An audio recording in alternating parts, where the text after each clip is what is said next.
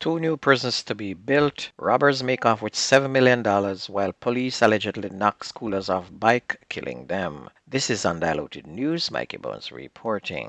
It's daylight saving time. Daylight saving time is back. This is when we advance the clock by 1 hour. Why they call it daylight saving time is beyond me, as so far no one has been able to tell me what they save.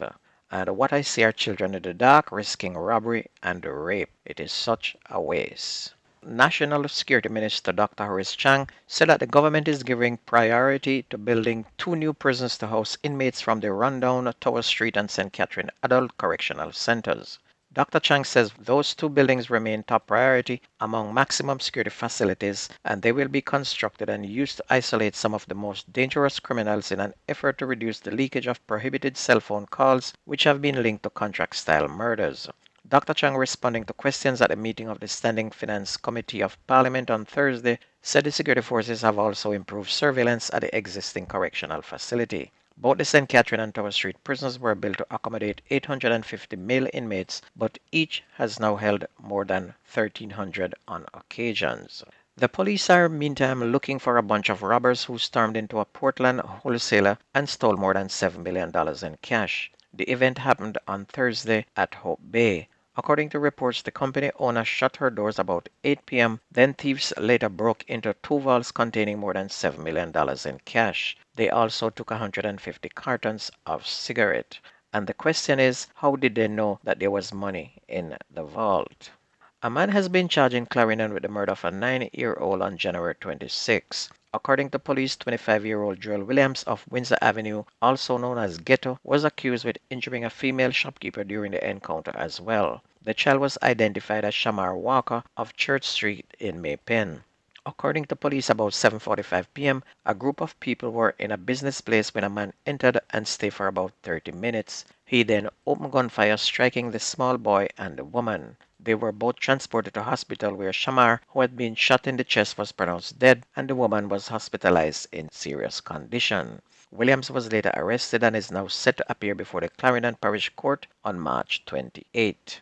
Meanwhile, police assigned to the St. Catherine South Proactive Investigation Unit seized one firearm and several rounds of ammunition on Watson Boulevard, Cedar Grove, Portmore, St. Catherine on Saturday. Reports are that about 5:20 in the evening, lawmen were canvassing the area, which led to an open lot being searched. The search yielded one Taurus pistol loaded with a magazine containing 4 9mm rounds of ammunition, but no one was arrested in connection with that seizure. Trelawney police are now probing the circumstances surrounding Saturday morning's killing of a 64-year-old man at his home. The deceased has been identified as Claude Chamberlain, also called Crampy, of Martha Bray in the parish. According to reports from the Corporate Communications Unit of the Jamaica Constabulary Force, Chamberlain was at home about 9 a.m. when he was shot by men who alighted from a Toyota Axio that drove up. Upon the arrival of members of the police who were summoned, they discovered Chamberlain's bullet-riddled body. Westmoreland continues to be one of the leaders in murders. A man was shot dead while on his parked motorcycle in Geneva Grange Hill on Saturday night. He has been identified as 49-year-old Anthony Simmet, a carpenter from the community. And reports from the police are that Simmet drove his purple Cobra motorcycle to Rory Street and stopped at a section of the roadway where he sat on his bike in front of a board shop. Residents reportedly heard several loud explosions shortly after and saw Simmet fall from his motorcycle. The police were subsequently alerted. And on arrival of the police, Simmet was found beside his motorcycle, lying on his right side in a pool of blood, suffering from what appeared to be multiple gunshot wounds to the head and upper body. No other information was forthcoming. And this next story had me drinking some water to calm down, so you might have to do the same, as it is very painful. What should have been a short visit to the supermarket to grab a box of cornflakes and a pack of Laska milk turned to tragedy for two Westmoreland families as their teenage boys died in a motorcycle accident on Friday night. Allegations are that 19-year-old Javian Blake and his friend, who had been identified as TJ, were heading to a corner shop on a motorcycle when they refused a police signal to stop and a chase ensued. And it is alleged that during the chase they were hit from the motorcycle by a police service vehicle. While he's searching for answer, the father said he wished his son would have stopped and cooperated with the lawmen. Him should have stopped when the police stopped him and them just give him a phone call to call me. He would have get bail today, the father said in distress.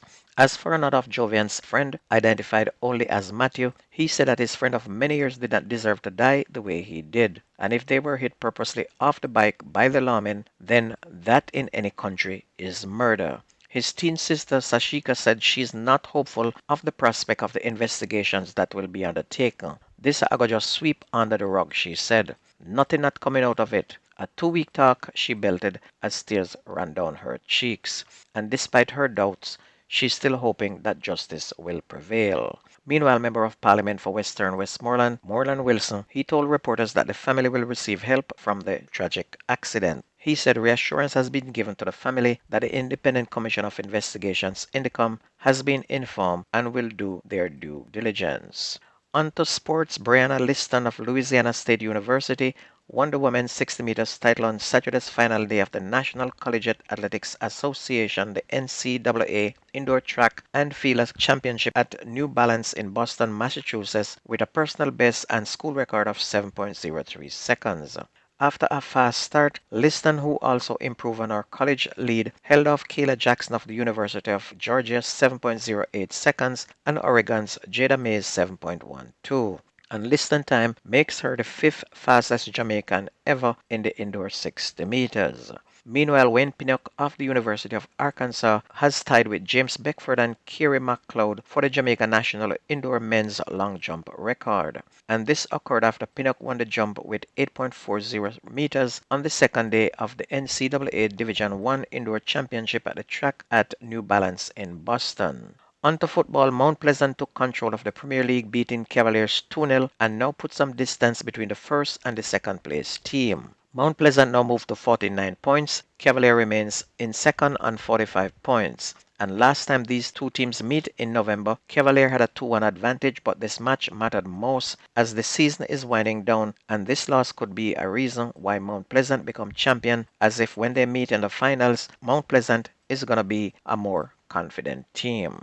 And in other results last night, Mullines United beat Harborview 1-0, Montego Bay United beat Treasure Beach 1-0, while Humber Lions clapped Vere United 3-0. Portmore and Waterhouse played to a 0-0 draw, while Tivoli and Dunby Hoddle played to a 1-1 draw. This evening we'll see Arnett Gardens and Lime Hall at 8:30. And that's going to be news and sports on your favorite community radio. My name is Mikey Bones. I gone.